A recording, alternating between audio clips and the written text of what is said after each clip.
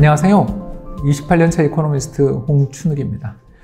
최근 제가 이제 유튜브 열심히 촬영을 하다 보면 가장 많이 지우는 댓글이 뭐냐면 금방이라도 망할라라, 찬양하면 뭐가 나오냐? 뭐 이런 분들을 너무너무 많이 봐요. 근데 뭐 그건 논쟁이 아니라 싸우자는 듯한 그런 글들은 좀 지우는 쪽으로 저는 정책을 쓰고 있어요. 그런 글들을 볼 때마다 느껴지는 게 이제 그분이 어떤 분인가 한번 들어가 보거든요, 사실은.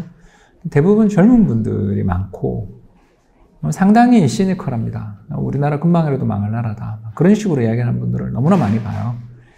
실제로 뭐 우리나라 경제에 나쁜 면이 많죠. 나쁜 면이 많은데 오늘은 여러 나쁜 면들이라고 부각되고 또 우리나라가 금방이라도 망할 것처럼 이야기하시는 분들의 가장 대표적인 논거가 국가의 빚이 많아서 망한다. 뭐 이제 그런 이야기들을 참 많이들 하시는 것 같아요. 2020년 코로나 쇼크로 인해서 우리나라의 빚이 늘어난 건 분명한 사실이죠. 그런데 이제 우리나라의 빚이 늘어난 게 우리나라의 잘못이 아니라 코로나 쇼크 때문에 경제가 어려워져서 정부가 지출을 늘렸거나 또 지출을 늘리지 않았더라도 세금이 안 거쳐서 재정 적자가 난 거잖아요. 그렇기 때문에 그걸 작년에 빚이 늘었다 이걸로 우리나라를 비판하기에는 뭔가 좀 아쉬움이 있어요. 그래서 최근에 나온 OECD, 그러니까 경제개발협력기구에서 나온 국가 부채에 대한 통계 자료가 있습니다. 한번 볼까요? 예, 빨간 박스로 표시되어 있는 게 한국입니다. 한국이 바로 뭐냐 하면 우리나라의 이제 국가 부채 이런 것들이 되겠고요. 그리고 파란 막대기가 뭐냐면 2019년 GDP 대비 재정 수지. 재정 수지가 뭐냐면 수입 대비 지출이죠. 그죠? 그러면 이게 마이너스가 나면 적자가 되는데 2019년 우리나라는 사실상 흑자였다는 걸 알 수 있고 그 다음에 점으로 찍혀 있는 게 2020년인데 2020년에는 어떠냐 하면 예, 적자가 많이 났죠. 그런데 우리나라의 적자 규모, GDP 대비 재정 적자 규모는 OECD에 가입되어 있는 주요 나라들 중에서 가장 적게 적자가 났던 나라 중에 하나라는 것을 금방 알 수 있습니다. 노르웨이라든가 덴마크 같은 나라들은 그보다도 더 적자가 적게 나서 우리는 입장에서는 상당히 좀 부러운 나라인데 저는 무작정 재정 적자가 적게 난 게 좋은 일인가? 이 말씀을 좀 드리고 싶어요. 실제로 최근에 이루어지고 있는 사회적 거리두기 4단계 이런 것 속에서 최근에 제가 자주 가고 있는 홍대 인근의 라면집 이런 데 가보면 저녁 시간에 가면 저만 손님이었던 경우가 2번이나 있었어요. 이럴 때 굉장히 슬픕니다. 경제가 어려움을 겪고 사회적 거리두기를 하면서 코로나 확산을 막기 위해서 노력을 해나가는 과정에서 무슨 일이 벌어지냐면 희생을 보는 사람들이 있거든요. 근데 그 희생을 보는 사람들한테 정부가 적극적으로 자금을 지원해 주는 게 그게 나쁜 일인가? 그 재정 적자가 과연 나쁜 재정 적자인가에 대해서 한번 생각해 볼 필요가 있는 거죠. 그래서 캐나다라든가 UK, 즉 영국이죠. 또 호주 같은 나라들이 GDP 10% 이상의 재정 적자를 쓴 게 저게 정말 잘못이다 이야기하기는 어렵지 않냐라는 그런 질문을 한번 던져볼 수도 있는 것 같습니다. 아무튼 다른 여러 선진국 대비해서 우리나라 재정이 작년에 망가졌다고 볼 근거는 거의 없다라는 건 분명히 알 수가 있고요. 더 나가서 국가 부채에 대해서도 한번 살펴볼 필요가 있죠. 그러니까 적자가 쌓이면 결국 그게 부채가 되는 거잖아요. 부채가 어느 정도가 되는가에 대해서 한번 살펴보자라는 것입니다. 2020년을 기준으로 한 OECD 가입되어 있는 여러 나라들의 이제 국가 부채에 대한 통계들인데 그림에서 금방 나와 있는 것처럼 우리나라의 국가 부채의 변화, 그러니까 지난 2007년부터 시작해서 13년 동안에 걸친 그동안에 또 글로벌 금융위기가 있었죠. 그런 글로벌 금융위기 속에서 국가 부채가 늘어난 게 우리나라가 정말 누적적으로 그렇게 많이 늘어났나를 살펴보면 역시 스위스나 스웨덴, 노르웨이 같은 일부 국가들을 제외하고는 한국만큼 국가 부채가 그렇게 안정적으로 관리되고 있는 나라를 잘 찾기가 어려운 거죠. 특히 재밌는 나라 한번 이야기하자면 일본은 GDP의 74%의 국가 부채가 늘고 스페인은 국가 부채가 71% 늘었는데 비해서 한국은 16%포인트 늘었어요. 13년 동안. 그런데 이제 OECD 평균, 우리나라를 비롯한 37개 OECD 국가들의 평균적인 국가 부채에 늘어난 규모는 얼마냐? 27%다. 자, 우리나라가 16% 국가 부채가 늘었어요. 사실입니다. 코로나 쇼크에 2008년 글로벌 금융위기 등으로 정부의 재정 지출이 늘어나야 되는 건 어쩔 수가 없었어요. 그런데 이게 정말 우리가 망하고 우리나라는 끝장이 나야 되는 그럴 정도로 심각한 상황이냐 이렇게 물으면 저는 OECD 평균보다 우리나라가 돈 안 쓴 걸 부끄러워해야지 건전해졌다 이렇게 이야기하기도 좀 부끄러운 것 같아요. 저는 우리나라가 국가 부채에 대해서 너무 지나친 건전성에 대한 염두에서 두고 있어서, 또는 우리나라는 너무나 그 국가 부채가 늘어나는 걸 경계하는 마인드가 너무 커서 적기에 제대로 된 경제정책을 펼치지 못한 거를 부끄러워야 되는 거 아닌가. 그러니까 국가 부채 때문에 나라 망한다. 이건 완전 핀트가 너무 심하게 어긋난 비판 아니냐라는 이야기를 하고 싶습니다. 자, 그렇다면 이 재정을 많이 쓰고 있는데도 불구하고 우리나라가 국가 부채가 그렇게까지 생각보다 안 늘어나는 이유는 또 뭐냐 이렇게 물으시는 분들이 계시는데, 그건 간단하게 이야기해서 이자율이 낮기 때문입니다. 다시 말해서 경제의 외형이 끊임없이 늘어나는 가운데 그 경제의 외형에 비해 상대적으로 이자율이 낮게 형성되면 빚을 적게 지게 되는 거죠. 저 그림에서 빨간 선이 플러스를 기록하는 시기가 경제 성장률보다 이자율이 더 높은 시기. 그러면 경제가 암만 성장해봐야 이자 내는데 힘들죠.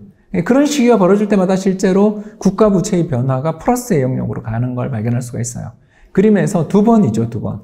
우리나라 지난 20여 년 동안의 역사를 살펴보면 명목 경제 성장률보다 이자율이 더 높았던 시기가 언제냐면 2008년, 9년, 그리고 또 2020년 이렇게 두 번인데, 이때마다 우리나라 국가 부채가 실제로 많이 늘어납니다. 그건 사실이에요. 그런데 지금 어떠냐? 올해 우리나라 성장률 한 4, 5% 나올 것 같고, 여기에 물가가 2% 오르면 명목 외형 경제 성장률이 6에서 7% 나올 텐데, 지금 우리나라 시장금리 1, 2%잖아요. 그러니까 올해는 엄청나게 정부의 재정이 개선되는 해 아니냐는 거죠. 무슨 말이냐면 정부가 빚을 잔뜩 지고 있는 것 자체를 문제시하면 안 된다는 거예요. 정부가 지고 있는 그 빚을 갚아 나갈 수 있느냐를 봐야 되는데, 지난번 이야기했었던 것처럼 유럽 재정위기는 남의 나라 돈, 유로화로 진 빚을 갚아 나가니까 외채 문제였다라면, 우리나라 채권의 대부분을 한국 국민들이 가지고 있어요. 이 그림을 보시면 외국인이 들고 있는 우리나라 국내 채권 비율이 7에서 8%밖에 안 돼요. 굉장히 낮다라는 것을 알아두시면 좋습니다. 결국 우리나라는 국가 부채도 건전할 뿐만 아니라 빚도 전부 원화로 지고 있고, 그 채권도 다 우리 국민이 갖고 있기 때문에 경제 성장률이 이자율보다만 높아지는 여건이 된다면 이게 재정 적자는 거의 문제가 안 된다는 거죠. 왜? 생각해 보세요. 빚을 지는 속도보다 경제 성장하는 속도가 더 커지면 두 가지 문제가 생기잖아요. 첫 번째, 경제의 외형이 커지면 세금 잘 거칠 거 아니에요. 두 번째, GDP 대비 국가 부채를 전부 다 계산하는데 GDP의 명목 규모가 커져버리면 국가 부채가 늘어나는 속도가 GDP 대비로는 적어 보이는 거죠. 따라서 이상의 이야기를 종합해보자면, 한국의 빚이 많이 져서 우리나라 망한다라고 이야기하는 것은 먼 미래의 인구 감소 때문에 20년, 30년 뒤에 우리나라 국가재정 망한다, 이거에 대해서는 또 다른 이야기로 살펴볼 거고요. 적어도 2020년이나 2008년 글로벌 금융위기나 코로나 쇼크로 인해 정부가 재정 적자를 쓴 게 그 우리나라 빚으로 많이 졌고, 이것 때문에 우리나라 망한다고 이야기하는 건 국제 비교를 보나, 그리고 우리나라 경제의 외형 성장을 보나, 그리고 우리나라 국가 부채의 구성을 살펴보거나 거의 근거가 없다라는 거예요. 그래서 가계부채 문제나 이런 것들에 있어서는 분명히 토론할 여지가 있다는 건 사실입니다만, 적어도 우리나라 정부가 빚을 너무 많이 져서 나라가 큰 위기에 처했고, 여기 국가 부채가 천조네, 뭐 GDP 대비 몇 %의 빚을 졌네, 이런 식의 선정적인 보도는 현실과 굉장히 거리가 있고, 또 그런 보도는 경제정책을 펼치는 데 있어서 저는 상당히 해악적인 나쁜 영향을 미칠 가능성이 있지 않냐, 이렇게 생각해 봅니다. 지금까지 경청해 주셔서 대단히 감사합니다. 오늘 포인트에서는 너무 건전하다, 좀 더 돈을 쓰자. 네, 더 쓰자 이런 건데, 그러면은 어디다 써야 되는지 두 가지 정도를 저는 생각하고 싶은데요. 첫 번째는 자영업자들이 매출 줄어든 거는 카드로 대충 나오잖아요. 그러니까 작년 이맘때, 재작년 이맘때 대비해서 각 업종별 매출이 줄어든 업체들이 보이잖아요. 거기에 대해서는 정부가 뭐 재난지원금 25만 원 이런 차원이 아니라 돈을 직접 주자. 즉 사회적 거리두기를 확대함으로써 발생한 피해고 공익을 위해 이 사람이 희생한 거잖아요. 이 분야에 돈을 주자. 두 번째, 우리나라 경제에서 저는 가장 지금 큰 문제는 부동산 가격 버블이라고 봐요. 부동산을 잡는 방법은 뭘까? 생각해보면 결국 수요자들의 눈앞에 신축을 공급해주는 수밖에 없는 거 아닌가? 그렇다면 그런 아파트들을 공급하는 방법은 결국 여러 집을 많이 지어야 되는데, 지금 우리나라 3기 신도시 보면 10만 호 짓는다 그러면 일반 분양, 그러니까 사회에 공급되는 일반 분양 물량이 1, 2만 호도 안 돼요. 그러니까 너무 공급이 적고, 그렇기 때문에 사전 청약 이런 걸 해도 집값이 안 잡혀요. 그렇다면 우리가 정부 재정을 써서 집을 정부가 많이 지어주자. 그리고 일반 분양을 싸게 해주자. 재정을 적자를 써서. 그러면 서울 집값이, 경기도 집값이 이렇게 급등할 이유가 없죠. 조금만 기다리면 지금 현재 시세보다 훨씬 싼 값에 저렴한 그런 신축의 집들이, 그리고 교통 여건도 좋아지는, 그것도 SOC 투자를 해야죠. 한마디로 말해서 정부의 재정이 지금 투입되면 부동산 문제도 해결 볼 가능성이 있고, 더 나아가서 내수 경제의 심각한 불황 문제도 다 완화할 수 있는데, 이 두 가지 다 제가 봤을 때는 상당히 지금 문제가 있다, 그렇게 생각합니다.